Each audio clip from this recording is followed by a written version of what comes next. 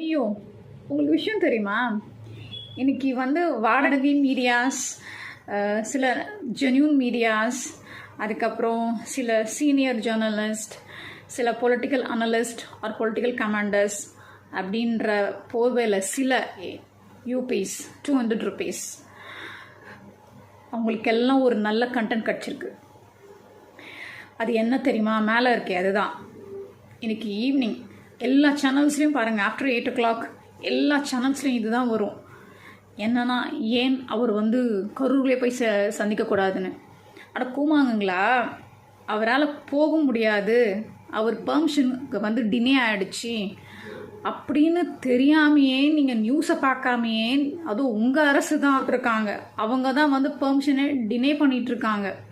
அதுவே தெரியாமல் 200 நீங்கள் கிரெடிட் பண்ணால் போதும், நான் இதுக்கு எவ்வளோ அவர் வேணால் பேசுவோன்ட்டு கேவலமாக எனக்கு டிஸ்கஸ் பண்ண போகிறாங்க.